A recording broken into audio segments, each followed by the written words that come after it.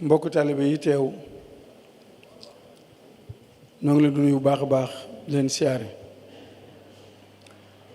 te xam ne ñu ngi ñaan ngeen nangul ñu ko jataayu tey bii dañ fee dalal ay gan yu màgg ay gan yu tedd ñoo xam ne déggunu wolof ci ëpp bokk déggunu wolof moo tax ñu bëggoon li ëpp ci li ñuy wax ñu jëmale ko ci kalaamay tubaab ak kalaamay arab di ko tënk ci wolof anglais tamit bu soobee yàlla bëgg nañ ko ca boole kon noo ngi jéglu bu baax a baax rek ci wàllu woowu. Honorables invités ici présents, la diversité de votre provenance en cette occasion qui marque la commémoration du Grand Magal de Touba démontre encore une fois que l'islam, la religion apportée par le prophète Mohammed sallallahu alayhi wa sallam, c'est un islam d'unité, c'est un islam de fraternité, un islam de paix. Vous êtes ici dans la cité bénite de Touba, une cité fondée par Cheikh Ahmadou Bamba Khadimou Rassoul pour adorer uniquement Allah son Seigneur. Vous êtes venus commémorer le Grand Magal de Touba, un jour qui rappelle la vie et l'œuvre d'un grand homme, un homme qui a consacré toute sa vie à Allah subhanahu wa ta'ala, un homme qui avait pour sacerdoce d'œuvrer pour le bonheur de la Oumma islamique. Et nous pouvons dire qu'il a brillamment reçu cette mission, car vous êtes tous aujourd'hui présents, venant de partout de la sous-région. Nous allons venir pour faire cette présentation des différentes délégations ici présentes. Mais au nom du responsable moral, Serigne Youssou Diop, nous adressons nos remerciements et nos congratulations à Serigne Cheikhouna Mbacké, ici présent, qui est le responsable de la commission des relations extérieures du comité d'organisation du Grand Magal de Touba. Et il a bien voulu venir avec la délégation ici pour commémorer ce grand jour. Nos remerciements vont également aux délégations venues de tous les pays de la sous-région. Je commencerai par nos confrères de Burkina Faso. Et aujourd'hui, c'est une tradition. Cela fait plusieurs années qu'ils viennent commémorer le Grand Magal de Touba, ici à Touba. Nous remercions également toutes les délégations ici présentes. Serigne Cheikhouna Mbacké va certainement nous les présenter. Pour notre programme d'aujourd'hui, le responsable moral de Hizbut Tarqiyyah, Serigne Youssou Diop, avait décidé de s'inscrire dans une perspective qui constitue à consolider les rapports de fraternité musulmane, les rapports de solidarité entre les différents condisciples, où qu'ils puissent être, au Sénégal, en Afrique, en Europe, aux États-Unis, partout, consolider cette amitié et cette fraternité. C'est pourquoi il a initié cette rencontre dédiée spécifiquement aux hôtes venant de l'étranger et à nos partenaires ici à Touba et au Sénégal. Pour la séance d'aujourd'hui, nous avons choisi de faire une première communication qui portera sur un ouvrage important de Cheikh Ahmadou Bamba Khadimou Rassoul. Cet ouvrage, s'intitule en arabe Jazaou Shakour Atouf fi Jawabi Abdelatif, les dons de plus digne de reconnaissance dans la réponse de Abdelatif. Omar avait posé la question à Cheikh Ahmadou Bamba, avait sollicité auprès de lui le récit de son voyage d'exil, et le Cheikh a produit un ouvrage. Cet ouvrage-là, c'est celui qu'on vous distribue actuellement. Et nous savons tous que Cheikh Ahmadou Bamba a été en exil pendant près de 8 ans. Et c'est au terme de cet exil-là qu'il est revenu au Sénégal, qu'il a été encore déporté à nouveau en Mauritanie. Mais il a choisi son jour de fête, le jour du départ en exil. Donc un ouvrage qui parle de l'exil vient à point nommé. C'est un ouvrage écrit par Cheikh Ahmadou Bamba en langue arabe, mais traduit en français par le Daïra des étudiants mourides en 1989. Le responsable moral a instruit le comité scientifique pour une nouvelle version de cet ouvrage-là. Donc cet ouvrage a été traduit encore à nouveau par l'Institut international d'études et de recherche sur le mouridisme. C'est cet ouvrage que vous avez entre les mains. Nous allons donner la parole à Serigne Babacar Gueye pour qu'il nous fasse la présentation de cet ouvrage. Mais avant cela, avec la permission du responsable moral, je voudrais lui donner la parole pour souhaiter la bienvenue aux différentes délégations et également à Serigne Cheikhouna Mbacké pour nous présenter les délégations ici présentes. Assalamu alaikum wa rahmatullahi wa barakatuhu.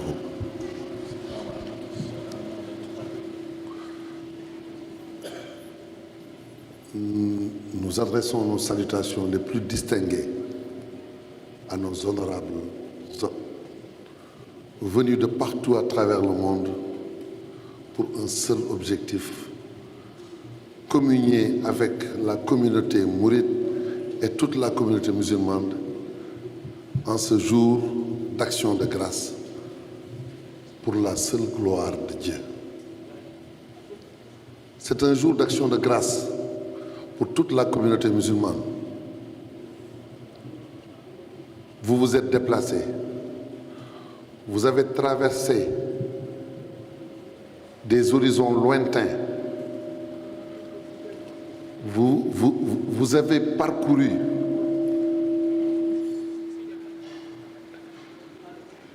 entre presque des continents ou entre des pays pour venir vous associer à ce jour avec des frères musulmans de la communauté mouride. Avant d'aborder, ou bien avant d'en venir avec les salutations d'usage, permettez-moi de remercier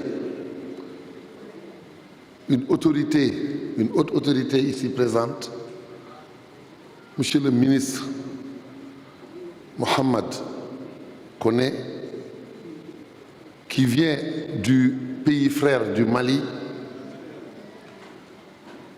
Il est une autorité au niveau de son pays, mais il est également un musulman très humble.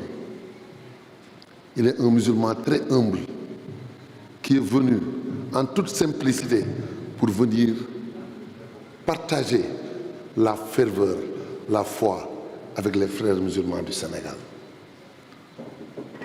Nous lui souhaitons un séjour de succès, un séjour agréé par le bon Dieu, afin qu'à son retour, qu'il sache que les bienfaits obtenus par Cheikh Ahmadou Bamba, Inch'Allah, l'accompagneront au Mali pour l'éternité. Permettez-moi aussi de remercier très profondément Serigne Cheikhouna Mbacké, ici présent. Il est petit-fils de Cheikh Ahmadou Bamba. Il est une grande autorité au niveau de ce pays, au niveau de cette communauté mouride. Mais il est aussi une personne très simple, qui est aujourd'hui même un diplomate, qui rend toujours service à son pays et à sa communauté. Serigne Cheikhouna, puisse Dieu vous accorder une longévité sans commune mesure et vous appuyer et vous soutenir davantage dans votre noble mission au service de la communauté mouride. J'en profite également pour saluer toutes les délégations ici présentes des pays frères du Burkina Faso, le docteur Khalil Sana, et les autorités qui nous viennent du Nigeria,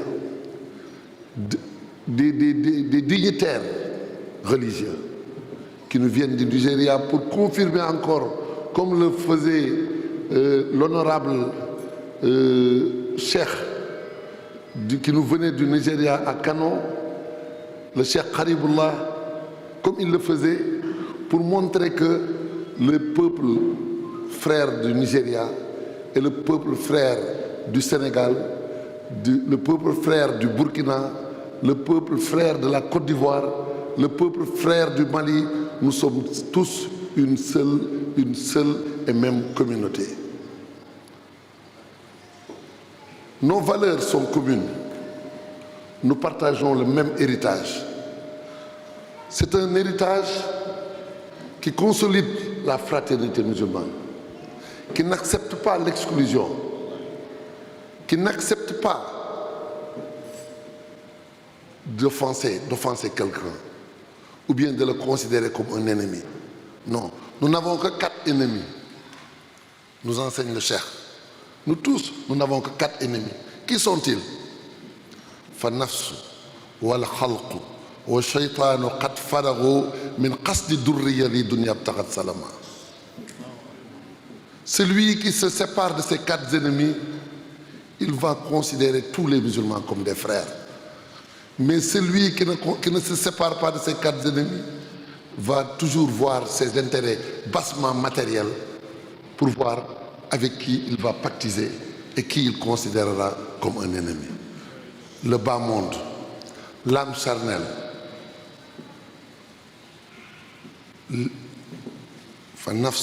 ça c'est l'âme charnelle. Wal khalq, c'est les créatures. Satan, c'est lui qui vient nous créer la rébellion et les querelles entre les hommes. Mais tous les hommes, normalement, sont descendants d'Adam. Donc chacun doit considérer son prochain comme un frère. Les frontières ne datent pas de longtemps entre les pays africains. Les frontières, c'est la colonisation. Mais nos valeurs ne connaissent pas les frontières. Nos valeurs sont les mêmes.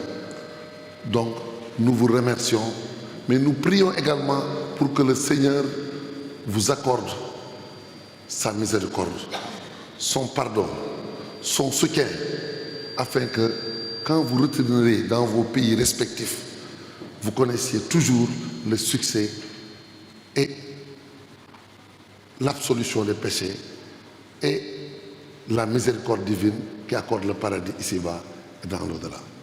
Donc c'était juste quelques mots pour vous souhaiter la bienvenue et vous dire que je viens même, ça ne fait même pas 1 heure à 2 heures de temps, de recevoir les encouragements du Khalife général des Mourides pour cette séance que nous avons même improvisée pour montrer toute l'affectivité, toute l'affection que nous vous réservons en tant qu'illustre hôte de notre vénéré cheikh Khadim Rassoul.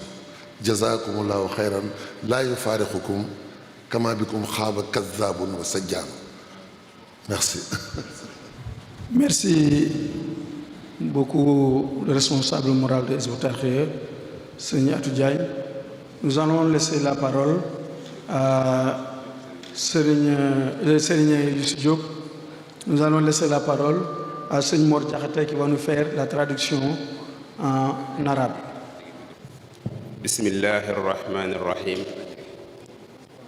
Assalamu alaikum wa rahmatullahi ta'ala wa barakatuh.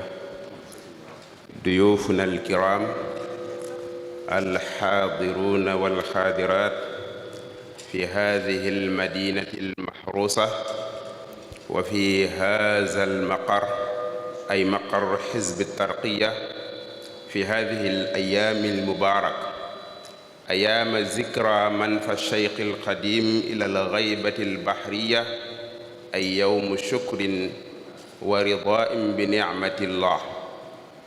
شكرا لكم على تلبيتكم لهذه الدعوة الميمونة. نذكر الجميع وعلى رأسهم الممثل للأسرة الخديمية أي شيخنا مبكة ابن شيخ محمد بارة ابن شيخ محمد الفاضل. ونذكر الوفد أي الوفود الذين جاءوا من أنحاء مختلفة ومن لهجات مختلفة، منهم من أتى من ماليا، ومنهم من أتى من بوركينا، ومنهم من أتى من غينيا ومناطق أخرى وبلاد أخرى. وإن دل شيئا فإنما يدل على الإخوة الإسلامية التي جددها شيخ الخديم ودعا إليه قائلا: يا أهل بر يا أهل بحر عوجوا لبر بحر السخاء.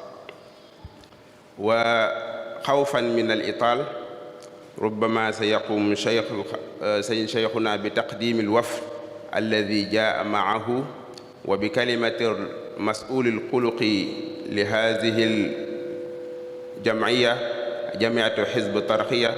نشكر الجميع ونشكر الإخوة الذين قطعوا مسافات كثيرة لتلبية هذه الدعوة ولحضور هذه الجلسة الميمونة المباركة. نشكركم ونقول لكم شكرا لكم، ونقول لكم هنيئا، ونقول لكم حلوا منازلكم، ونقول لكم حلوا في ربوع طوبى في هذه الأيام المباركة. جعلنا الله وإياكم من الذين يشهدون هذا اليوم أياما عديدة وأشهرا مدينة. تقبل الله لنا ولكم، والسلام عليكم ورحمة الله. Jërëjëf. Merci beaucoup Seigneur Mor Diakhaté pour cette synthèse qui est très concise. Nous allons maintenant donner la parole à Serigne Cheikhouna Mbacké pour qu'il nous présente la délégation ici présente et délivre son mot. أعوذ بالله من الشيطان الرجيم.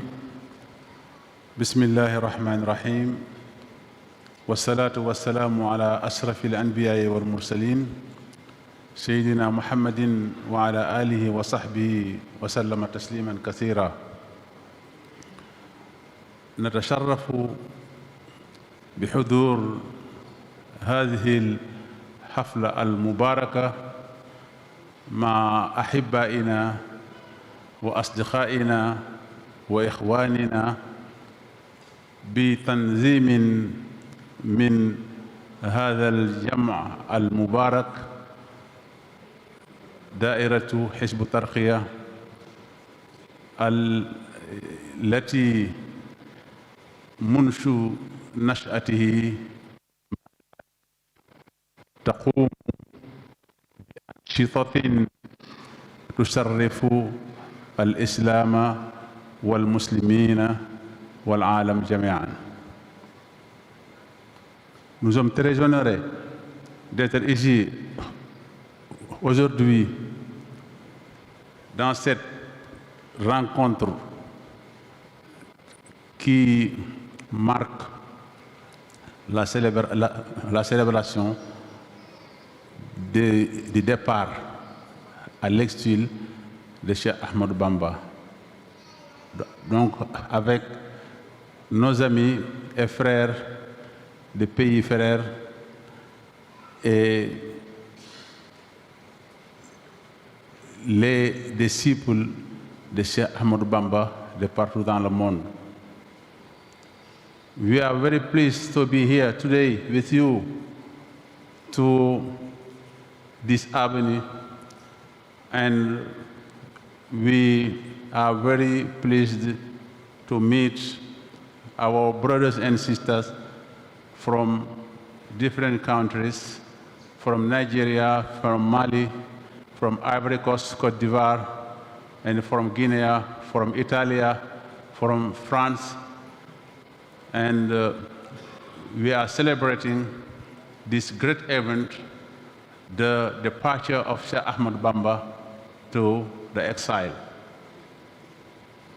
نتشرف بتقديم الوفد المرافق، ونبدأ من ساحل العاج من كوت ديفوار، من فضيلة الشيخ محمد جمانة الإمام الأكبر في مدينة بوكو، من طوبى ساحل العاج، من طوبى كوت ديفوار، الذي لأول مرة يزور طوبى مع وفد كبير، لأنه حينما نظمنا المؤتمر الدولي حول المريدية في أبيجان خطأ مسافة ما يقرب من 1000 كيلومتر لحضور هذه المناسبة لتوطيد العلاقات الروحية والأخوية بين الطوباوين، طوبى كوت ديفوار وطوبى السنغال. لقد أكد هذا أمام الخليفة العام للطريقة المريدية الشيخ محمد المنتقى، الذي حتى خلده يعني ثوب شرفي من ثقافتهم، وأخذ الشيخ محمد المنتقى هذا الثوب يعني وجعله كعمامة، كنا فقط نريه ولكن أخذه ولبسه الشيخ محمد المنتقى. Donc, nous sommes très honorés de la présence du fadil du Cheikh Mohamed Djomane, le grand imam de Boko de Côte d'Ivoire, de Touba, Côte d'Ivoire, pour renforcer les liens spirituels et fraternels de Touba, Côte d'Ivoire et de Touba, Sénégal.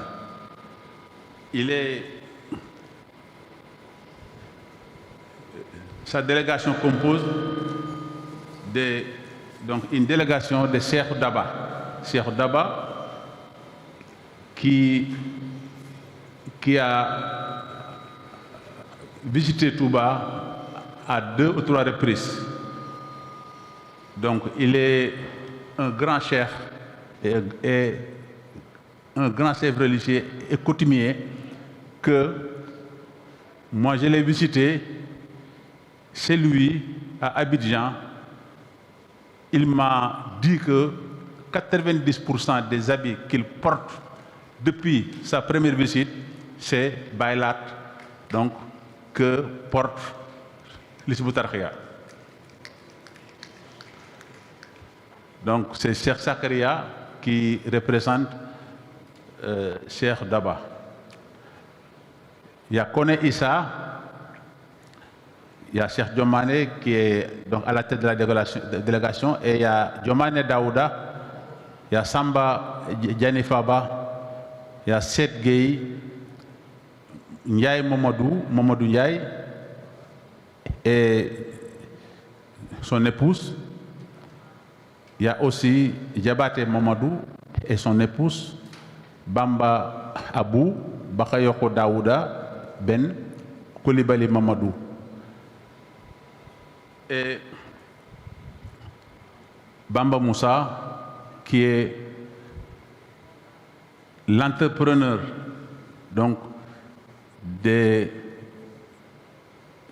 renforcements de tous ces liens, qui a donc organisé, donc initié la première conférence internationale de la Mouridia, donc en Côte d'Ivoire, en collaboration avec le COUSIM, Conseil supérieur islamique et des imams de la Côte d'Ivoire. On l'a organisé le 28 août à la Grande Mosquée des Plateaux, donc en présence de Cheikh Ousmane Diakité.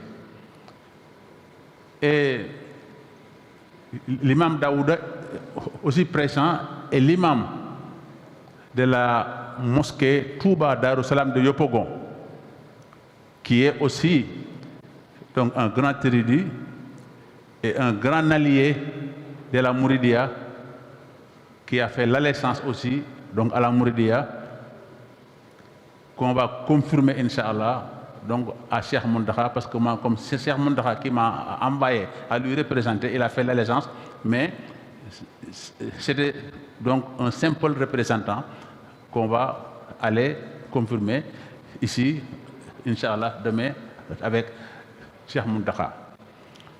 La délégation de Daïra Ansar aussi, qui fait partie de la délégation officielle, Cheikh Salihou d'Italie, Cheikh Ismaïl de la France, Seigne Fallou et d'autres italiennes qui sont donc ici présents, donc aussi. And I am, very happy to present the Nigerian delegation that came with Dirul Khadriya Sheikh Abdul Khadir, Imam Naqibul Asraf, Imam Salati, Khalifa, of Khalifa Khadriya of Lagos. They come to Senegal maybe 2 times because for many years, they assist the celebration of,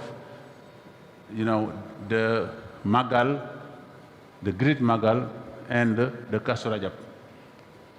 And they are, the allies of Mouridia, because Khadriya and Mouridia is one, entity. Then when Sheikh Haribullah came in his first visit, he said, when he visited Sheikh Ahmadul Amin, we are your representative in Nigeria.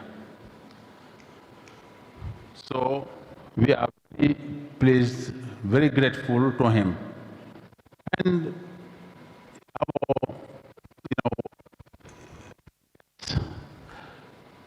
and the religious affairs of Mali is here with a great delegation. He is very humble. He come, to the first visit, but first of all, his visit is spiritual before it is the official, visit to Senegal. نشكركم إذن لخوف الإطالة ونشكر حزب الترقية على ما يقومون به من أنشطة ومن تعليم ومن نشر الدعوة الخديمية على أحسن الحال. Donc nous vous remercions et nous vous félicitons, Hizb ut-Tarqiyyah, et nous prions beaucoup pour Cheikh Atou Diagne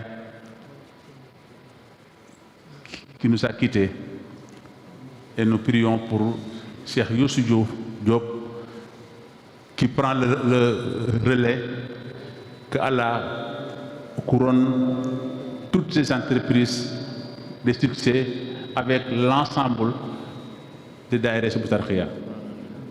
Nous vous remercions beaucoup, dont le reste va être donc dit, Inch'Allah, par les organisateurs. Merci et je vous remercie.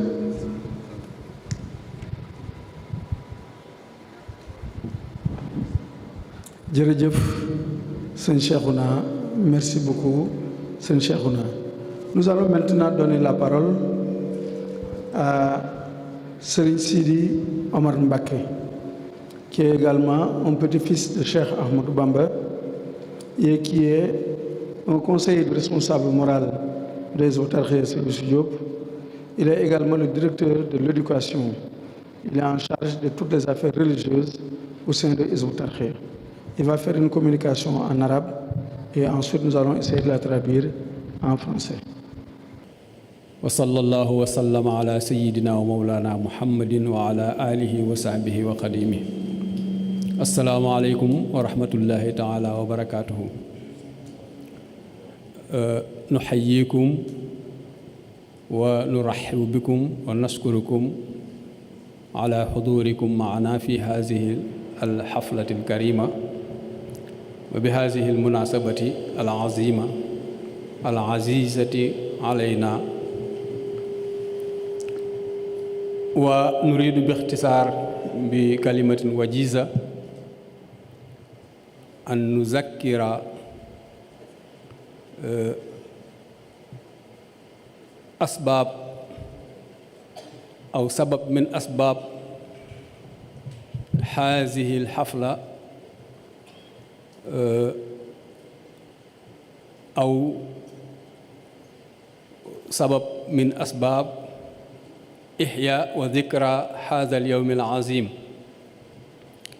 إنه ذكرى بداية خدمة عظيمة قام به رجل عظيم من رجال الله يدعى الشيخ أحمد بامبا، وهذا اسمه الأصلي واسمه الوظيفي خادم الرسول صلى الله عليه وسلم. رجل تجرد عن كل شيء وكرس حياته في خدمة الإسلام والمسلمين، فكان كل همته أن يحيا الإسلام وأن ينتفع المسلمون بإسلامهم. لذلك ضحى بحياته، ضحى بنفسه ونفيسه في سبيل هذه الخدمة. وكانت البداية أنه في بداية حياته منذ ظهوره لم يهتم بشيء إلا بما يرضي الله سبحانه وتعالى بواسطة رسوله صلى الله عليه وسلم. مشى في هذا الطريق حتى وصل إلى نقطة التقى به الرسول صلى الله عليه وسلم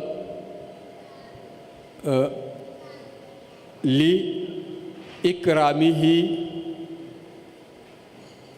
فرأى منه أكثر مما كان يرغب ويعرف، فتجرد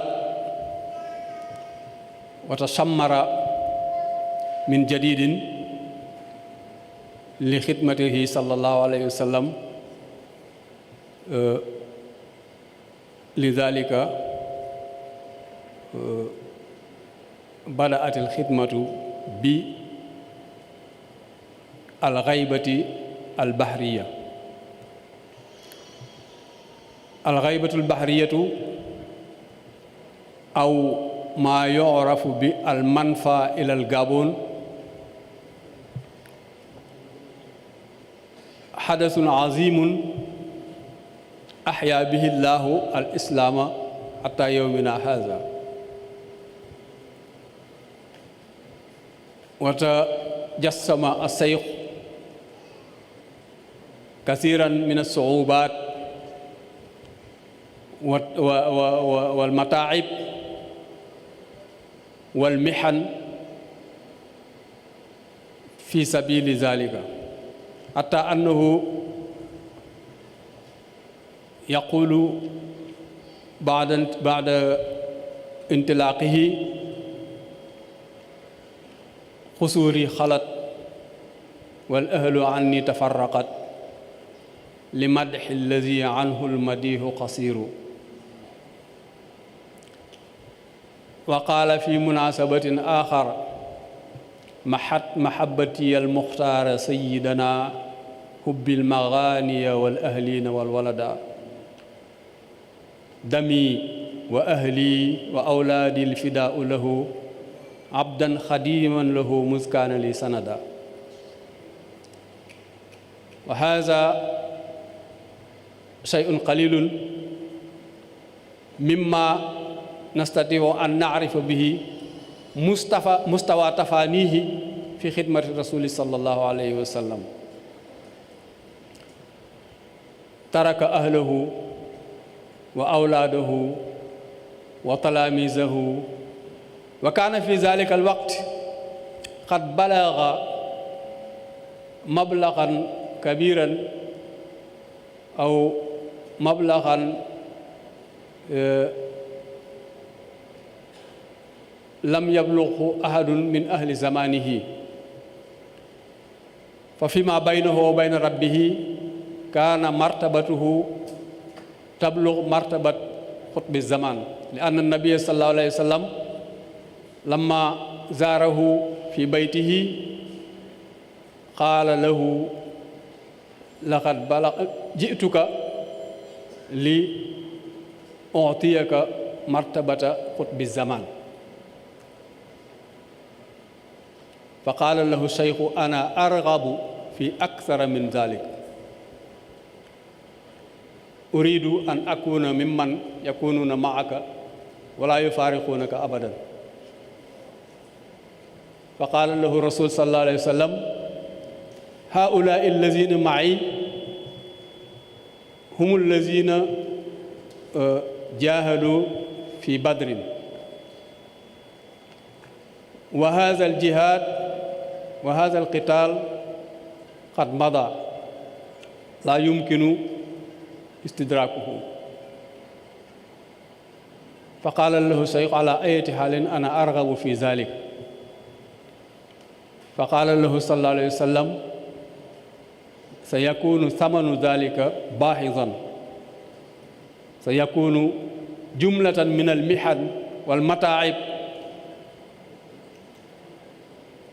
ستتحمله وحدك بدون شكوى. فقال له الشيخ أما الروح فلا أعرف أجله،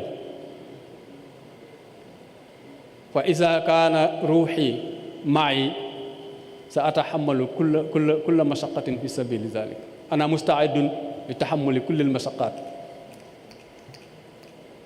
فقال له النبي صلى الله عليه وسلم إذن استعد.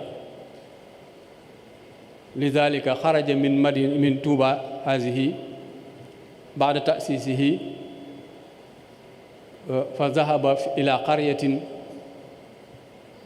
لانتظار الأمر. ففي هذه الليلة بالذات ليلة 18 من صفر كان مستعدا وانتهى من تهيئه، فأخرج أمتعته من بيته وجلس ينتظر إذن الله سبحانه وتعالى. وفي هذه الليلة كان مستعدا لتحمل المشقات. فلما صلى الصبح جاء الأمر فانطلق،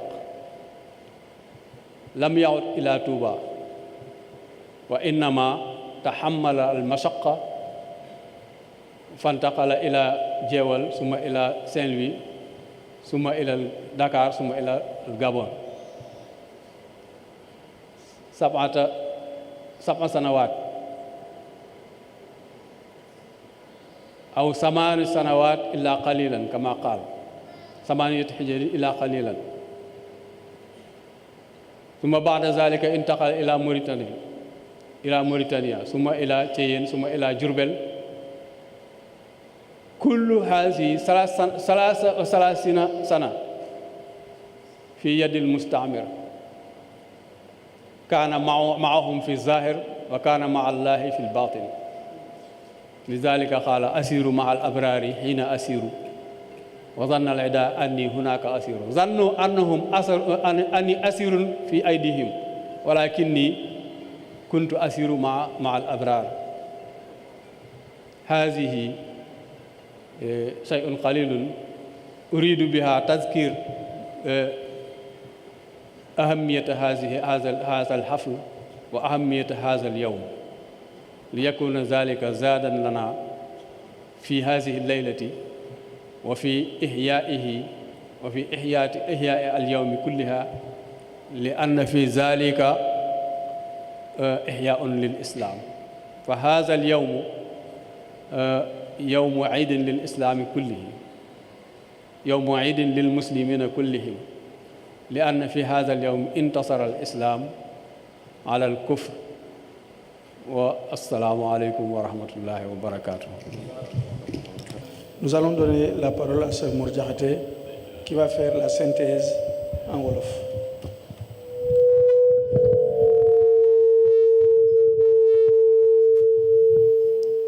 Bismillah, kon ñu dikk rek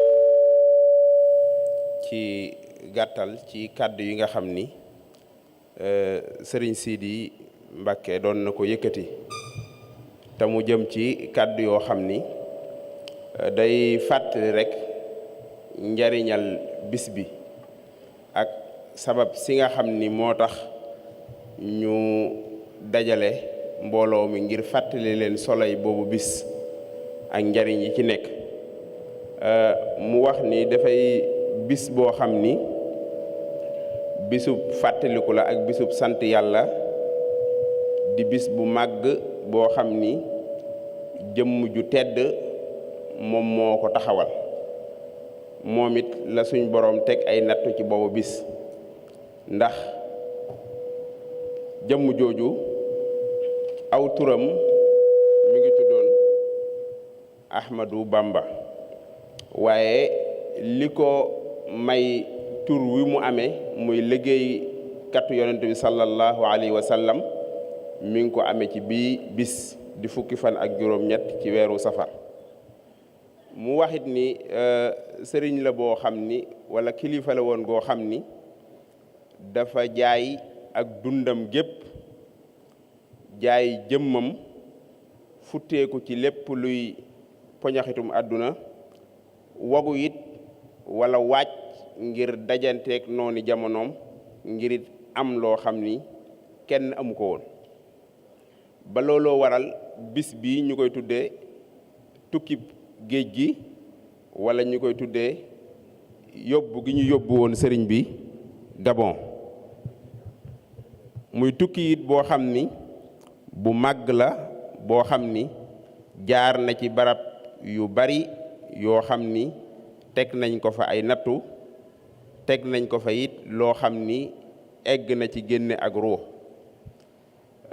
muy tukki it boo xam ni bu barkeel la ndax moom mi nga xam ni moom moo ko tukki ni mu waaje woon ba jekk ngir jàkkaarloo ak ay nooni jamonoom noona it la xame woon ni dina ci am ngëneelal suñu borom bokk na ci liy wane rek ak dogoom akuk matam akuk bàyyi gum bàyyi woon lépp ngir dëgmal suñu borom bayit yi muy wax naan qusuuri xalat wal ahlu anni tafarraxat li madxi allazi anhu lmadiqu qasiru mooy samay kër ak samay dëkkuwaay wéet na waaye loola dara yóbbewuma ko lu dul tagg yonente bi sallallahu alayhi wa sallam ak it loola lii wane ni bàyyi woon na lépp dëgmal yonente bi sallallahu alayhi wa sallam li muy waxaat daan ni mahabbati al muxtaara sayidina xubbil maganiya wal ahlina wal walada dami wa ahli wa awlaadi fidaun lahu abdan qadiman muskaana li sanada mooy lépp lu ma mën a am daal wàcc naa ko jaay naa ko ngir bëgg yonent bi sallallahu alayhi wa sallam sama njaboot ak sama kër ak lépp lu mën a doon rek wàcc naa ko ngir tagg yonent bi sallallahu alayhi wa sallam ak liggéeyal ko loola nag kon day wane ni amoon na daraja ju kawe ci jeex gu mu jeexoon ci suñ borom loola it moo ko yóbboo ci mu bëgg a bokk ci mbooloo mi ànd ak yonent bi sallallahu alayhi wa sallam ndax jàkkaarloo boobu mu jàkkaarloo woon ak moom ci jàkkay daarul Xuddus yonent bi sallallahu alayhi wa sallam xamal ko ni ko martaba xutbu zaman dinañ la ko jox mu sant ko ci lool waaye xamal ko it ni ko bëgg naa leneen lu gën a kawe loola yonent bi laaj ko loola mu ni ko sama xememteef mooy bokk ci mbooloo mii nga àndal muy waa ahlu badr yonent bi sallallahu alayhi wa sallam xamal ko ni ko loola du mën a nekk lu dul dañ laaj teg ay natt yu tiis yoo xamante ni bii egg na ci génneeg ruux sëriñ bi it xamal ni ko bokk ci ñoom daal la bëgg li nga xam ni daal moom xam naa ko mooy ruugi moom sàkkuma ko waaye jëmm ji moom mën naa dékku yooyu natt looloo tax kon mu waxanteeg yonent sallallahu alayhi wa sallam yonent bi wax ko ni ko kon faw nga génn dëkk bii nga dëkk di Touba nee na ci la génne dëkk bii dem Mbàkke Baari foofa la jóge ñu jële ko fa yóbbu ko jeewal jaarale ko Louga mu dem Ndar muy Saint-Louis jóge fa dem Dakar ba mu egg ci tukki bii nga xamante ni bii mooy fukki fan ak juróom-ñett ci weeru safar nga xam ni moo waral daje bii ñu daje tey ngir fàttali yooye nattu ak yooye tiis waaye it ngir sant suñ borom ci xéewal yooya ko suñ borom defal waaye it mu waxaat ci ni loola li ciy tegtal mooy ñoom dañoo jàppoon ni dañ koo jàpp ngir tëj ko dañ koo jàpp ngir xañ ko li mu amee waaye xamaloon na ni ci ay benn xasidaam ni asiru ma al abrari xiina asiru wa zanna al ida anni hunaka asiru mooy bi ñu jàppee ni ñoom ku ñu jàpp la ngir tëji ko wala ngir sànk ko jamono yooyu mi ngi ànd ak yonent bi sallallahu alayhi wa sallam ndax loolu la jaayante woon ak moom ànd ak moom te dootul taxalikoo moom ci jàkkay Daaru Xudoos ci gàttal yooyu mooy kàddu yi nga xam ni sëñ Sidi Mbacké yëkkati woon na ko.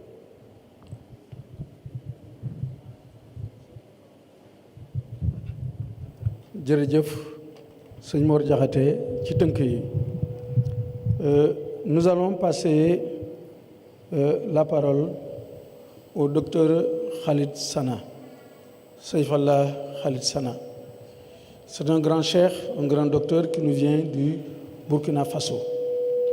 Mais avant cela, nous voudrons tout juste rappeler les propos de Serigne Sidi Omar Mbacké en français. Serigne Sidi, dans son intervention, nous fait savoir que Cheikh Ahmadou Bamba a obtenu au nom de fonction, qui est Khadim Rassoul, le serviteur du prophète. Il a obtenu en ce jour car il avait signé un contrat, un pacte avec Allah notre Seigneur. Et avant cela, il s'était dépouillé de tout ce qui était bas monde. Il s'était dépouillé de tout ce qui était prestige pour s'engager résolument vers Allah, notre Seigneur. Son amour pour le prophète n'était un mystère pour personne. Il avait mis en gage, il avait donné en rançon sa vie, les siens et tout ce qu'il avait pour l'amour qu'il avait pour le prophète Mohammed sallallahu alayhi wa sallam. Car il dit que la raison de son service pour le prophète Mohammed sallallahu alayhi wa sallam, ce n'était pas un besoin quelconque qu'il avait, qu'il voulait voir la satisfaction, mais plutôt c'est un amour ardent qu'il avait pour le prophète Mohammed sallallahu alayhi wa sallam. Et cet amour s'est concrétisé. Il a eu de hautes ambitions. Mais pour impétrer ces ambitions-là, il devait mener un combat, un très grand combat. Et là, dans une mosquée de Touba, qu'on appelle la mosquée de Darou Khoudoss, pendant le mois béni de Ramadan, de l'an 1313 de l'Hégire, 1895, le prophète Mohammed sallallahu alayhi wa sallam lui est apparu. Il était en compagnie avec sa faction de Badr. Et le prophète était venu pour l'élever au rang de Khutb Zaman. Mais quand il a vu cette faction qui accompagnait le prophète, toute son ambition était de faire partie de ce groupe d'élus. Et le prophète lui a dit, il est très difficile d'en faire partie, car ceux-là avaient versé leur sang. Et maintenant, verser le sang est proscrit. Pour faire partie de cette faction, il faut subir une somme de preuves avec succès pour pouvoir faire partie de cette faction. Cheikh Ahmadou Bamba a accepté ces épreuves. Il a signé un pacte avec le prophète Mohammed sallallahu alayhi wa sallam pour supporter ces épreuves-là afin de faire partie de cette faction de Badr. Seigneur Sidi nous a dit également qu'il a quitté Touba car Touba était sous une protection inviolable. Tant qu'il était à Touba, les épreuves ne pouvaient s'abattre sur lui. Il est sorti donc de Touba pour aller s'installer à Mbacké Bari. C'est là que les épreuves vont commencer, avec l'administration coloniale. Il va y avoir une confrontation. Et pour l'administration coloniale, il fallait procéder à son arrestation. Il y a un peloton qui est venu procéder à son arrestation. Pour eux, ils avaient un prisonnier entre les mains. Mais le cheikh, lui, il dit, quand il marchait en compagnie de pieux. Il ne voyait même pas ceux qui l'entouraient, tellement sa résolution était grande et tellement il cheminait vers Allah. Pourtant, les gens croyaient qu'ils avaient un prisonnier entre leurs mains. Ainsi, il a traversé les localités de Djewal, de Koki, de Louga, de Saint-Louis, où il a été traduit au conseil privé et l'on a décidé son exil. Il a été exilé au Gabon. Donc, Saint-Cyr nous dit qu'il y avait un prix à payer pour son ambition. Il a accepté ce prix. Il a mis son âme en jeu pour obtenir ce prix-là. Et il a obtenu de fort belles manières. Donc nous remercions beaucoup Seigneur Sidi pour cette intervention très brillante qui est, je dirais, au cœur même de cette rencontre. Maintenant, je vais donner la parole au docteur Saïfallah Khalid Sana.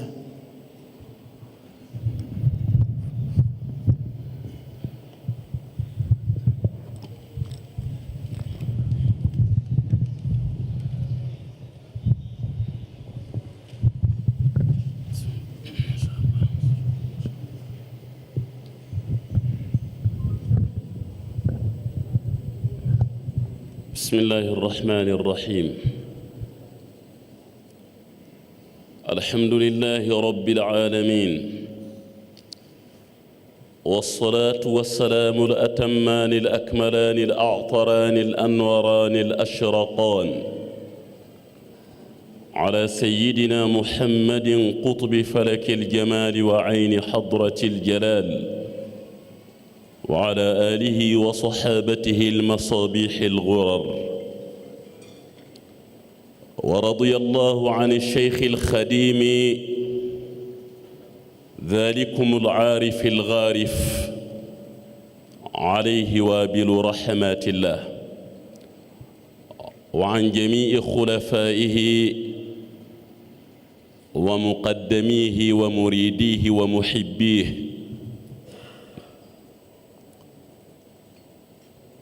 إنني في هذه العجالة أراني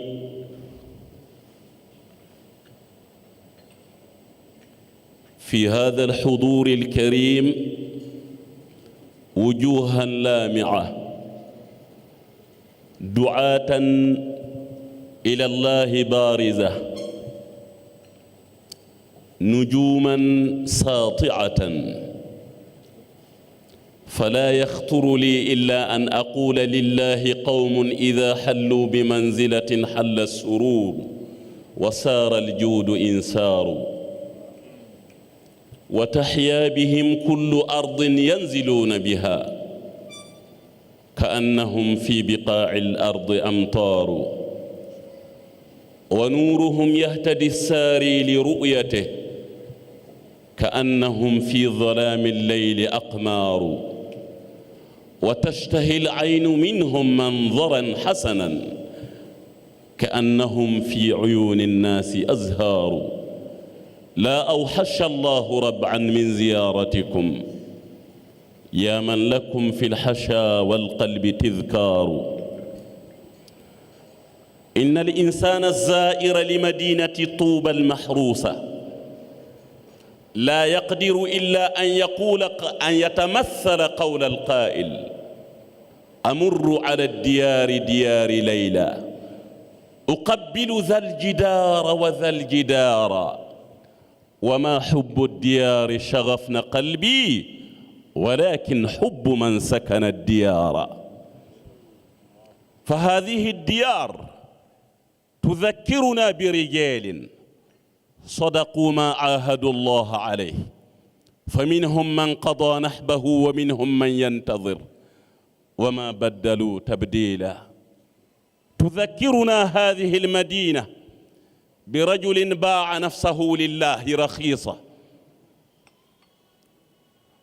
كما قال ربكم جل في علاه إن الله اشترى من المؤمنين أنفسهم وأموالهم بأن لهم الجنة تذكرنا هذه المدينة برجل باع نفسه لله خادما لرسوله مهاجرا في شرق البلاد وغربه فنال من الله جل جلاله رضوانه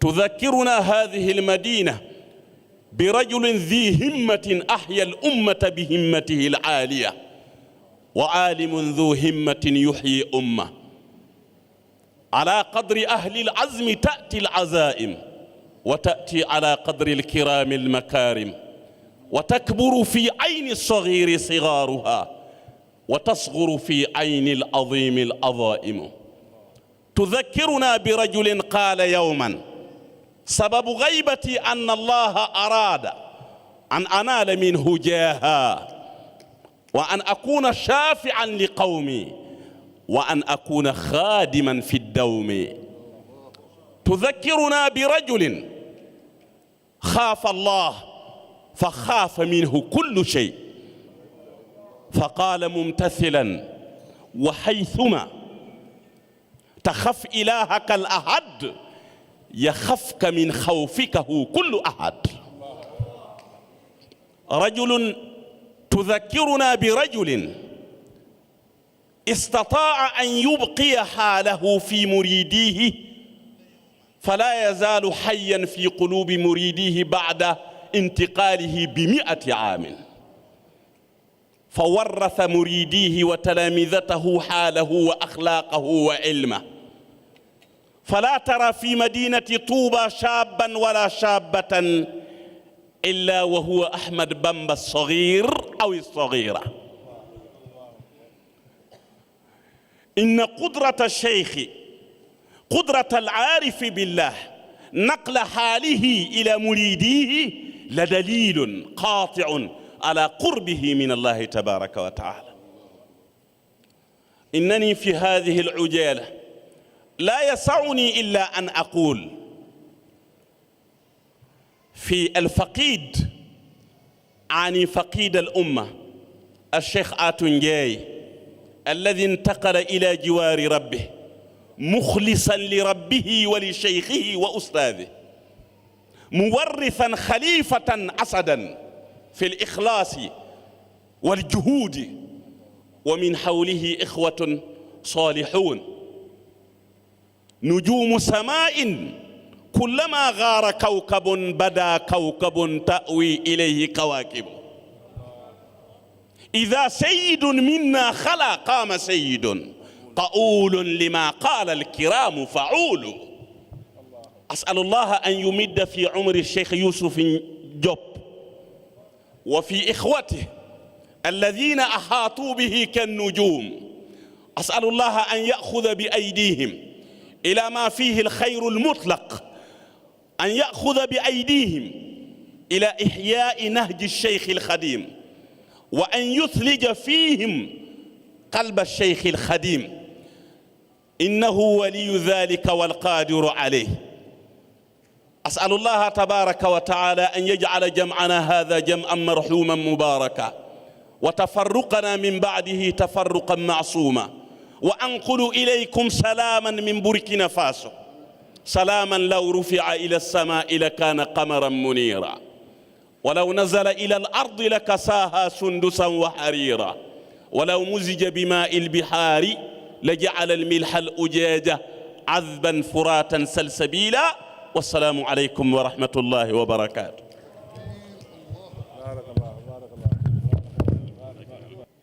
bismillahi rahmaani rahim. ñu tënk rek ci kàddu yi nga xam ni docteur Khalid Sana doon na ko yëkkati muy kàddu yoo xamante ni bi dafa fees dell it ak njariñ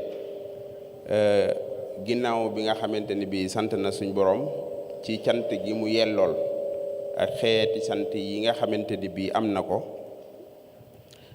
mu dikk rek ci fàttali jëmm ju tedd ju xam yàlla ju it bëgg yàlla ji it boroom yitte ju kawe muy a Cheikhul Xadim mu ñaanal ko it yàlla na yërmaandey suñ boroom di dottiku ci kawam li fekk bis yaa ngi am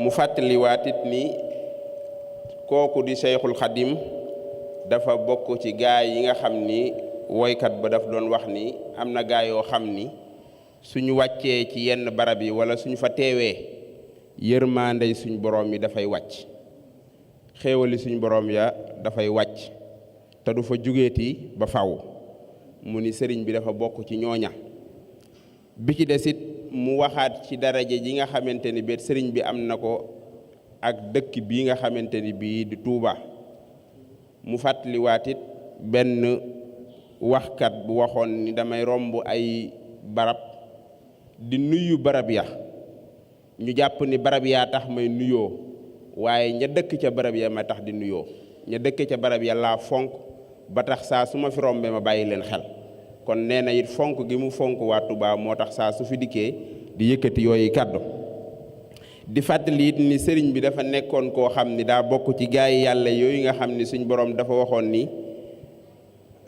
jaay nañu seen alal suñ borom jënd ko te dootuñu deltuwaat ginnaaw muy inna allaha ashtara minal mu'minina anfusahum kon ñooñee xéewalu suñ borom ma nga leen di xaar mu waxaayati nit ni sëriñ boobu da doon borom yitte ju kawe joo xam ni benn nit la woon waaye day mel ni daa taxawoon taxawaayu xeet wu mat sëkk ndax kenn nit dina am yitte ju egg ci eggale ko ci mu am mën a wuutu am xeetu lëmm sëriñ bi nag dafa bokkoon ci ñooña ndax nee na bokk na ci li koy firndeel li mu waxal boppam ci tukkeem bi ni li tax ma tukki mooy sama borom dafa namoon ma am daraja ju kawe day dafa bëggoon ma ràmm sama xeet dafa bëggoo it ma nekk di liggéeykatu yonent bi sallallahu alayhi wa sallam loola sëriñ bee ko waxal boppam mu waxaatit ni li tax mu wax loola te man koo firndeel ci waxi sëriñ bi mooy ni borom yitte ju kawe la woon ku ragaloo nit yàlla la moo wax ni saa soo ragalee yàlla leneen lu dul yàlla daf lay ragal te it nee na ragal googu mu ragaloon yàlla dafa dottiku ci jëmmam dottiku ci njaboot gi waaye it daa rogalaat ba ci dëkk bii di Touba ndax nee na doo fi gis kenn di ko xeeb ndaw ñeeg mag ñi koo ci gis di nga ko sopp ngir jikko ya mu amee ak fonk gi ñu fonk diine ak dundal gi ñu koy dundal nee na it waaye du mën a jeexal lu dul dafa sant suñ borom ci dogal bi mu dogal ci ki fi nekkoon jëwriñu daara ji muy sëriñ Aatu Jaañ ci sellal gu mu sellaloon ab liggéeyam ak taxaw gu mu ko taxawoon ca gën gaa rafeti anam ba liggéeyam mat mu dem wuyu ji suñ borom waaye it nee na mi ngi dalale xelu jullit ñëpp xelu taalibe yépp ci ni saa su benn jant fenkee beneen jant mooy fenka bu sowee beneen jant mooy fenkaat ci wetam te it nee na jant booba di fenkaat dina andi leer gu mat sëkk gu doy ñooñ àdduna bu doy it way sellal yépp nee na kon ci loola bi fi sëriñ Aatu bàyyi ko sëriñ Yuusu mi ko wuutu mel na ni taxaw na taxawaay booba ci sellal ga ak matal ga. nee na it mi ngi sant mbooloo mi nga xam ne ñoo ànd ak moom ci booba liggéey ak seen taxawaay bu rafet ak seen jikko yu sell ak seen melokaan woo xam ni ku leen gis sopp leen ci gàttal loolu mooy kàddu yi nga xam ni docteur Khalil Sana doon na ko yëkkati.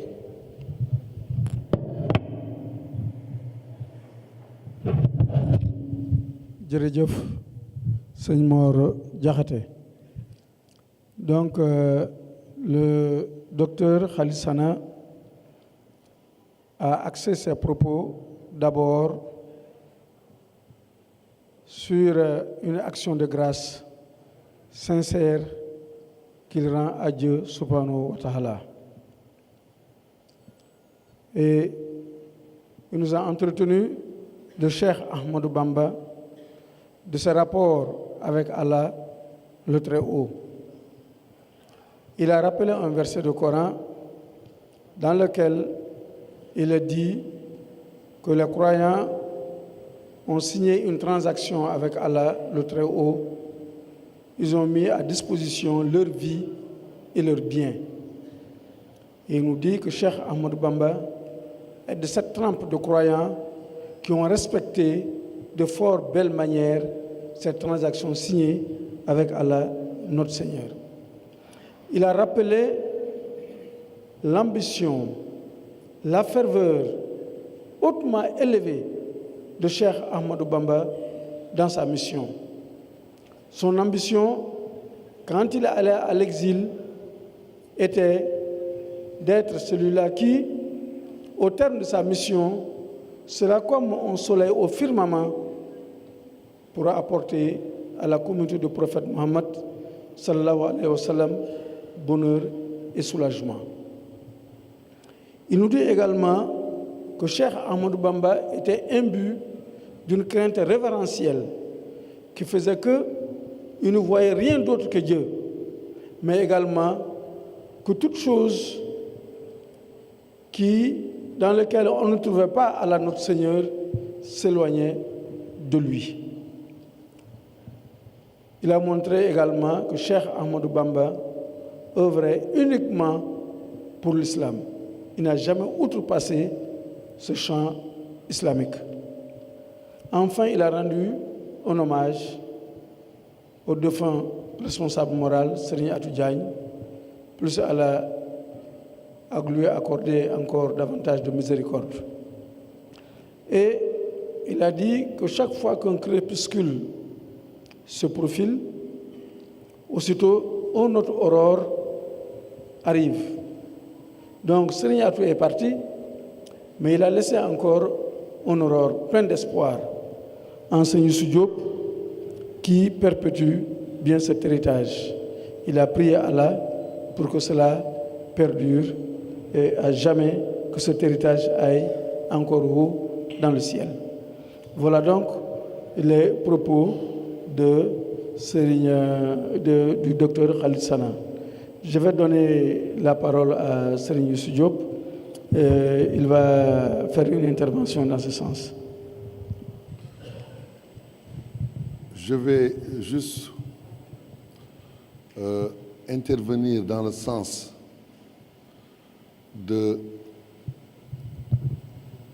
d'expliquer l'ouvrage qui a été introduit. C'est un ouvrage qui a été écrit par Cheikh Ahmadou Bamba lui-même sur son exil. Il y avait un de ses disciples qui était mauritanien, qui l'avait interrogé sur les étapes de son itinéraire, et particulièrement sur l'exil au Gabon. Le cheikh a écrit cet ouvrage et l'a intitulé Jazaa'u Shakour al-Atouf fi Jawabi Abdel Latif. La récompense du digne de reconnaissance, le bienveillant en réponse à Abdel Latif. C'est un ouvrage qui montre la dimension d'un esclave de Dieu qui peut servir de modèle à toute l'humanité. Il ne s'est jamais plaint pour les brimades, l'exil, les tortures. Il était seul au sein de l'armée coloniale. Quand ils sont venus cueillir le cheikh le 10 août 1895, correspondant par rapport à l'année hégirienne au 18e jour du mois lunaire de Safar que nous sommes en train de célébrer. Le cheikh ne célèbre pas le retour d'exil quand le colonisateur l'a libéré et l'a laissé retourner au pays. Non, non, non. Il célèbre le départ en exil. Pour lui, l'exaucement de ses vœux d'aller sur une terre lointaine, loin de sa famille, loin de ses disciples, loin de ses compatriotes, mais seul au milieu de l'ennemi. Pourquoi? Pour leur montrer que seul le Seigneur très puissant peut vaincre. Seul le Seigneur très puissant est dominateur. Ils ne peuvent rien contre lui tant que le Seigneur ne l'autorisera pas. Et c'est important de savoir que l'islam n'a pas besoin de sortir les armes pour montrer que l'islam est la religion de précédence, est la religion prééminente. L'islam n'a pas besoin de guerroyer. Aujourd'hui, dans le monde entier, ceux qui veulent combattre l'islam utilisent des slogans pour dire terroriste, pour dire djihadisme. Mais ça n'existe pas dans l'islam. Ça, c'est l'islam politique. Ce n'est pas l'islam politique qui nous réunit ici. C'est l'islam authentique, légué par le prophète Muhammad sallallahu alayhi wa sallam. Il ne faut pas dire que les mourides ne sont pas violents, mais il y a des musulmans violents. Il n'y a pas de musulmans violents. Ceux qui sont violents, il faut les désigner par leur nom de famille et laisser l'islam tranquille. Le message du prophète Muhammad sallallahu alayhi wa sallam, le dernier message du prophète Muhammad à Arafat était un message fort qui montre de façon claire et précise que l'islam est une religion de paix et de tolérance. Il dit le bien et le sang des autres sont sacrés. Personne n'a de prééminence sur l'autre, sur son prochain, si ce n'est par la crainte révérentielle vis-à-vis de son Seigneur. On n'est jamais supérieur à un autre par la race. On n'est jamais supérieur à un autre par la fortune. On est seulement supérieur à un autre par la science et la crainte révérentielle de Dieu. C'est ça le message du prophète Muhammad sallallahu alayhi wa sallam. C'est ce que Cheikh Ahmadou Bamba a voulu réhabiliter. Il dit que les musulmans avaient presque perdu la force de leur foi à cause des biens matériels. C'est le moment de retourner à l'orthodoxie musulmane. C'est important. Aujourd'hui, chacun de nous a un amour profond envers son prochain. Pourquoi? Parce que nous partageons la foi islamique. La richesse de l'Afrique, la richesse des musulmans, ce n'est pas l'or, ce n'est pas le pétrole, ce n'est pas les minerais, ce n'est pas le zircon. Notre richesse, c'est notre foi et notre crainte révérentielle. C'est ce qui va nous permettre de réussir à éduquer nos familles, de réussir à maintenir l'équilibre de la famille musulmane. C'est important. Sinon, aujourd'hui, ce n'est plus facile d'éduquer ses enfants de façon isolée. Le monde est devenu un petit village. L'Internet est allé partout. L'Internet traverse les murs, traverse les frontières. Même quelqu'un qui était un soufi, qui s'était esselé, qui s'était retranché de pied ferme dans un endroit isolé pour éduquer sa famille et ses enfants, l'Internet vient lui dire que j'ai d'autres connaissances, j'ai d'autres valeurs, je vais vous obliger à vous accaparer de ces valeurs. c'est difficile d'éduquer ses enfants. Le cheikh, il a dit, si les musulmans veulent recouvrer la force qu'ils avaient, la force des compagnons qui avaient accompagné le prophète, il faut qu'ils retournent aux principes fondamentaux de l'islam. Walillahi al-izzatu wa li rasulihi wa lil mu'minin. La force revient au prophète et aux musulmans. C'est Dieu qui détient la force, qui a dit que je vais donner la force aux musulmans et aux prophètes, sallallahu alayhi wa sallam. Mais pourquoi aujourd'hui nous ne sommes pas puissants?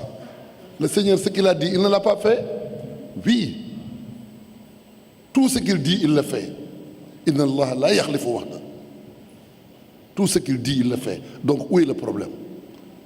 C'est les croyants.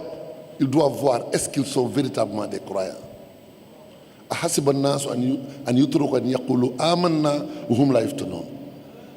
Il faut montrer que nous sommes de vrais croyants. Mais le prophète Mohammed, quand il était parti avec les musulmans à Badr, ils étaient 313. Les ennemis, ils étaient des milliers. Mais qu'est-ce qui s'était passé? Les musulmans n'avaient que 2 chevaux. Les infidèles, ils avaient plus de 700 chevaux. Les musulmans, ils n'avaient presque pas d'armes, mais ils avaient leur foi. Ils étaient soudés derrière l'envoi de Dieu et ils ont eu le secours providentiel de Dieu. Alfun wa alfun wa alfun badru diyafan fi zalika alwaqt mimman sha'anu azuma. C'est important. Le Seigneur les a secourus et ils ont gagné la bataille. Mais c'était pourquoi? C'était pour montrer que la force revient à Dieu. Maintenant, le cheikh, il dit, pour protéger l'islam, ce n'est pas la peine de sortir les armes. Quand il partait en exil, on lui disait, tu vas être accompagné de 10 personnes qui vont t'appuyer, qui vont t'aider. Il dit, ce n'est pas la peine. Je vais partir seul. Mais en vérité, il n'était pas seul. Asiru ma'al labrari, hina asiru. Wa dhanna al-ida anni hunaka asiru. Il était avec l'armée céleste, ceux-là qui ne meurent jamais. Ils sont là pour protéger l'islam. Mais l'hypocrite ne les verra jamais. Quelqu'un dont la foi chancelle, dont sa foi n'est pas déterminante, ne les verra jamais. Il faut que tu sois éprouvé pour voir le secours providentiel de Dieu.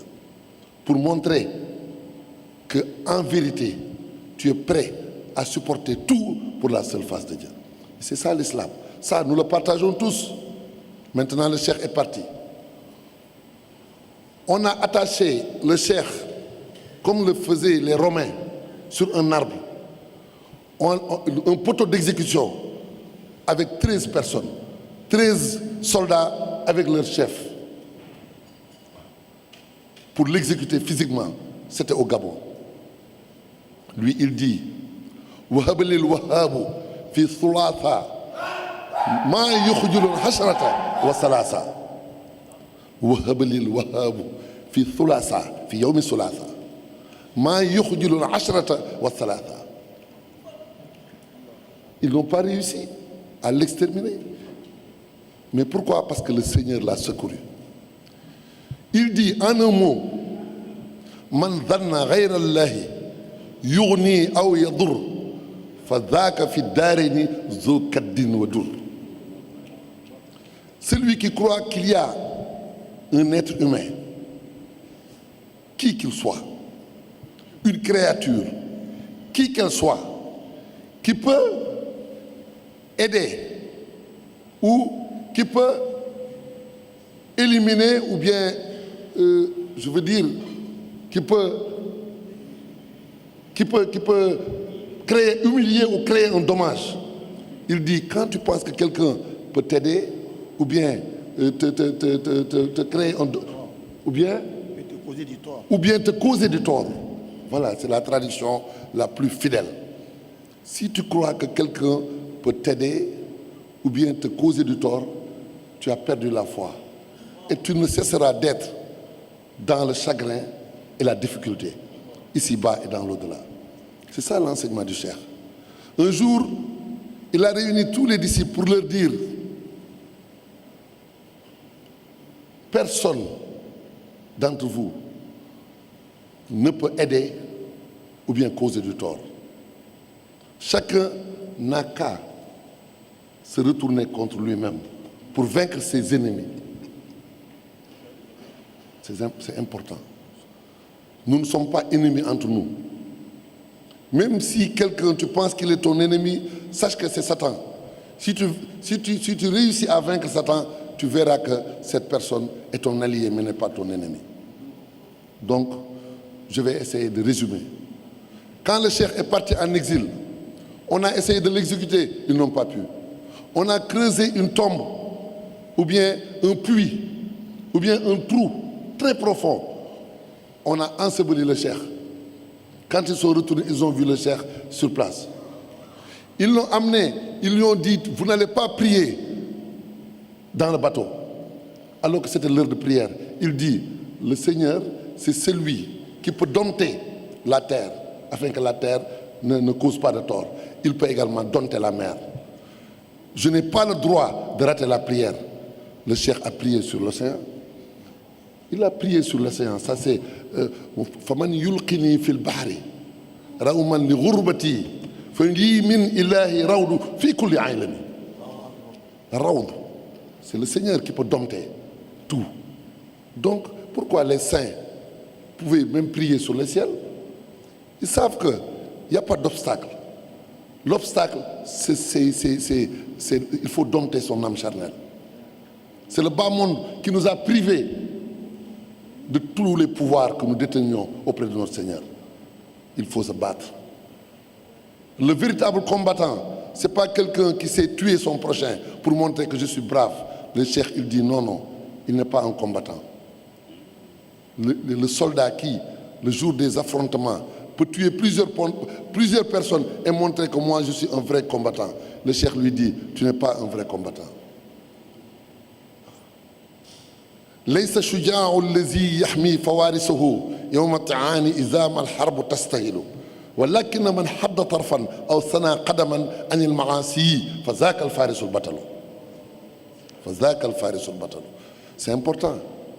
Donc le combat ne fait que commencer. Notre véritable richesse, ce sont nos valeurs. Notre véritable richesse, ce n'est pas une richesse matérielle. Retournons à l'orthodoxie musulmane, telle que l'enseignait le prophète Mohammed. Il dit, ce que je crains le plus pour ma communauté, c'est l'amour du bas monde. Quand le pouvoir, quand les biens terrestres viendront s'accumuler auprès de vous et autour de vous, évitez de faire pencher votre cœur pour quitter la proximité divine, l'intimité avec le Seigneur et aller vers l'amour du bas monde. C'est ça le danger pour le musulman.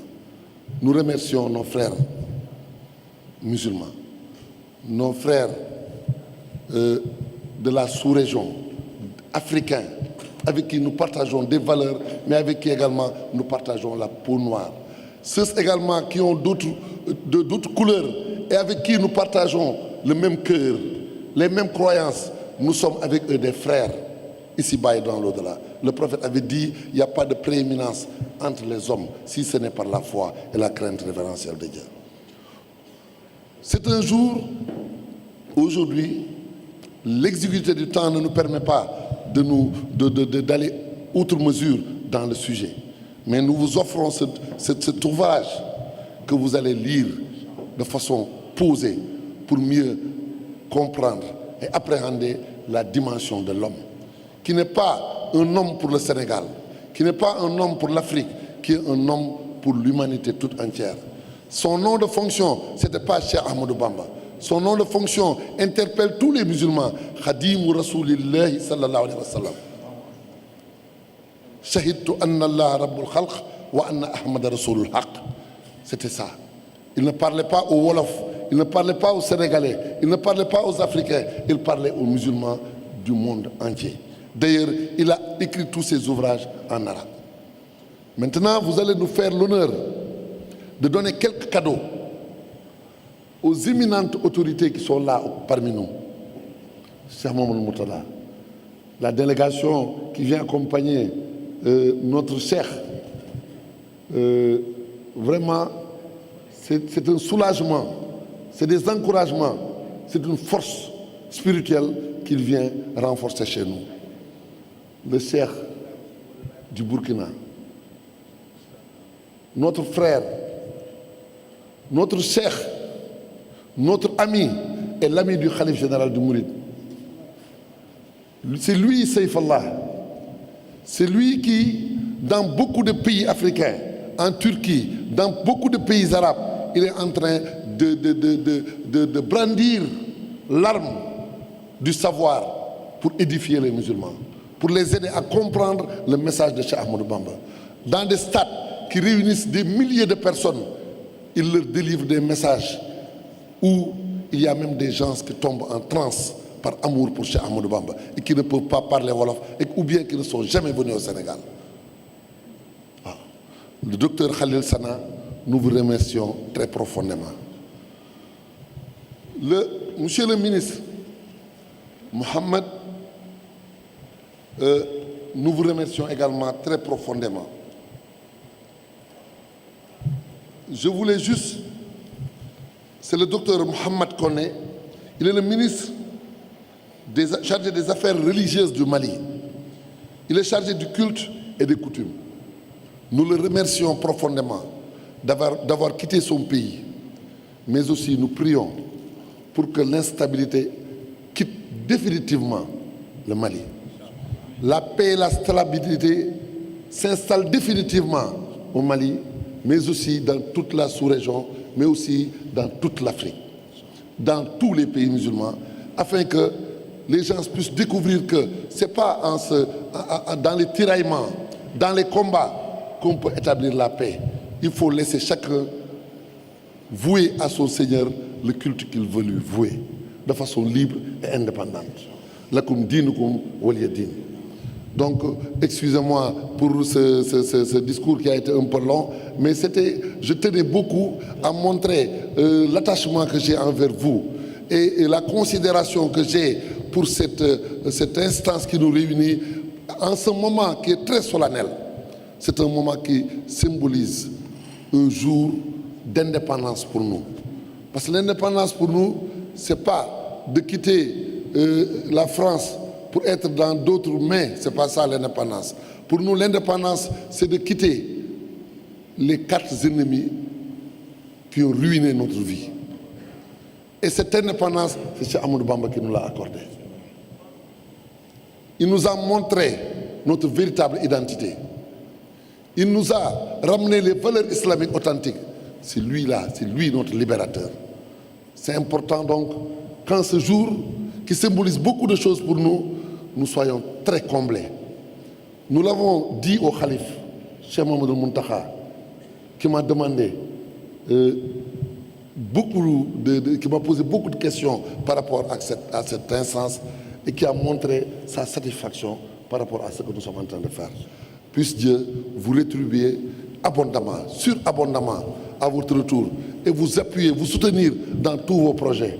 Inch'Allah, bi barakati Cheikhina al-Khadim, alayhim ridwanullahi al-baqi al-Khadim, barke borom Touba.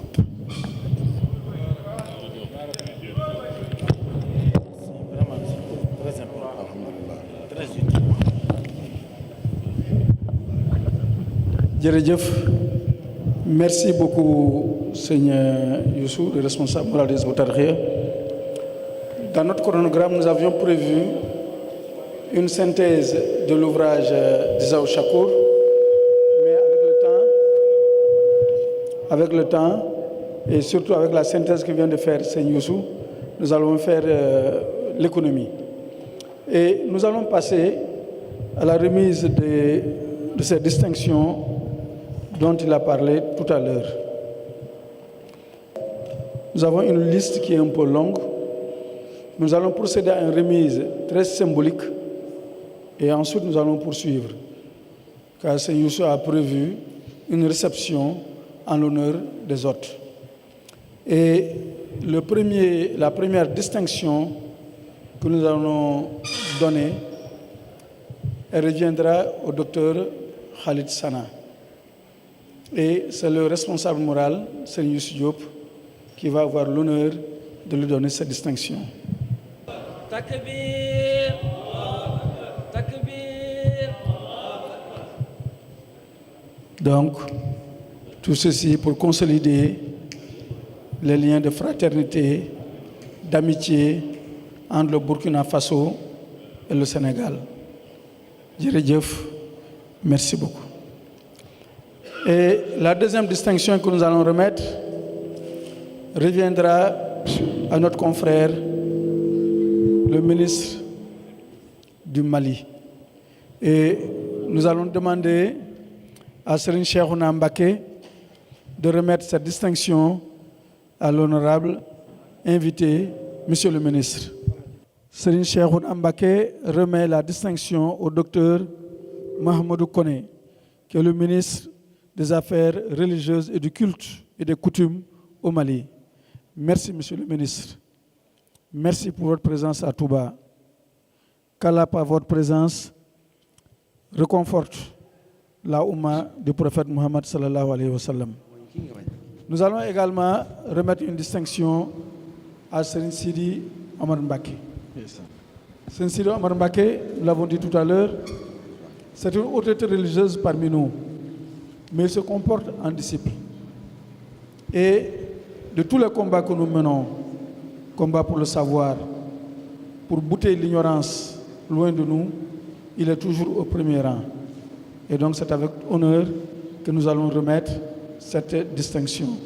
Et nous demandons à Serigne Saher Sall, de venir remettre cette distinction à Serigne Sidi Omar Mbacké. Serigne Saher Sall, un membre de première heure du daïra des étudiants mourides, remet à Serigne Sidi Omar Mbacké sa distinction. Qu'Allah vous accorde une longue vie, vous préserve encore parmi nous. Djeredjef, merci beaucoup. Notre cheikh également qui est parmi nous, Serigne Cheikhouna Mbacké. Serigne Cheikhouna Mbacké, pendant de longues années, il a été le compagnon de Serigne Atou Diagne dans plusieurs combats pour la vulgarisation du mouridisme au Sénégal et à l'étranger. Aujourd'hui encore, il est aux côtés de Serigne Youssou Diop. Donc nous avons choisi également de lui remettre une distinction. Et nous avons choisi Babacar Gueye pour lui remettre cette distinction. Takbir.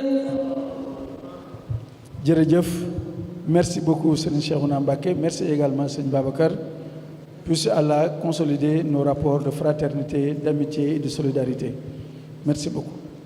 Et nous allons remettre également une distinction à un grand chef coutumier qui est parmi nous, qui est une autorité religieuse. C'est le Naba Kougouri du Burkina Faso. Et c'est une grande autorité religieuse qui est parmi nous. Et nous allons demander à Serigne Abdou Salam Dieng de lui remettre sa distinction. Takbir, takbir, takbir.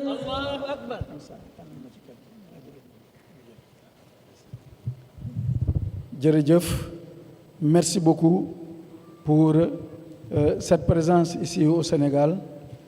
Nous vous remercions encore une fois. Vous avez parcouru des milliers de kilomètres pour venir ici. Nous reconnaissons bien ces efforts. Merci encore une fois. Et les prix ne s'en limitent pas là. Le Cheikh Soufi Mouaz, lui également, c'est un grand soufi. Au Burkina Faso, c'est une grande autorité. Et nous allons demander à Serigne Sidi Omar Mbacké de lui remettre sa distinction. Takbir, takbir, takbir.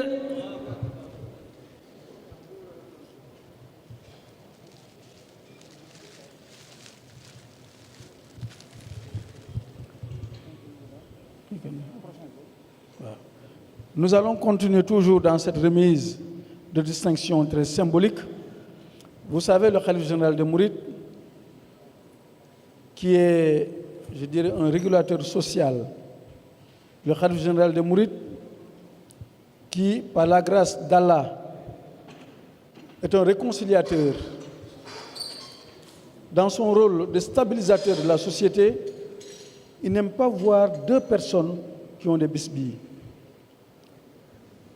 Sa préoccupation, c'est que tout le monde puisse vivre ensemble dans la concorde et dans la solidarité. Et il a demandé à Hizb ut-Tarqiyyah, qui par l'œuvre de Satan, à un certain moment donné, a eu une faction qui s'était retirée. Et le khalife général des Mourides a réuni encore cette faction, Hizb ut-Tarqiyyah, en une seule entité. Et dès qu'il a donné cette recommandation, Serigne Youssou Diop, ici présent, a dit qu'il met en gage sa fonction de responsable moral, son statut de responsable moral, pour que cette volonté du khalife se réalise. Il a œuvré dans ce sens, mais par la grâce de Dieu, il a été suivi dans ce chemin par ses frères condisciples. Et à ce titre, il y a certains qui sont illustrés pour leur bonne volonté et leur action dans ce sens. Ainsi, nous voudrions accorder un prix à Serigne Mbacké Thioune. Serigne Mbacké Thioune. Takbir, takbir. Voilà.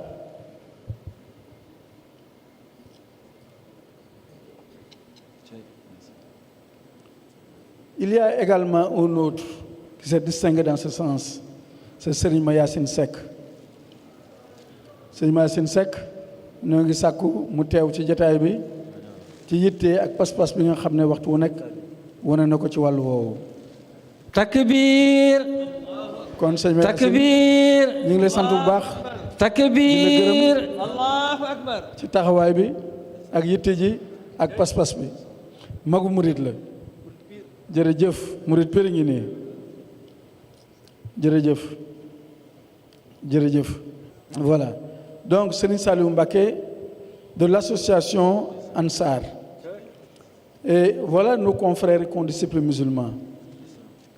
Ils ont accepté l'islam, ils ont accepté le mouridisme, et nous avons la même foi, nous avons la même crainte révérentielle qui bout dans nos cœurs, et aujourd'hui il est parmi nous.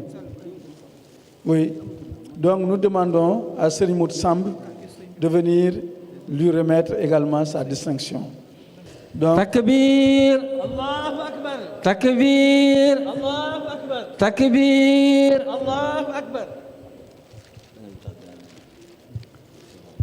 voilà, chers confrères, chers condisciples, autorités religieuses, la liste est longue, mais nous allons nous en limiter là, et les autres vont avoir l'honneur de recevoir également leur distinction après la cérémonie.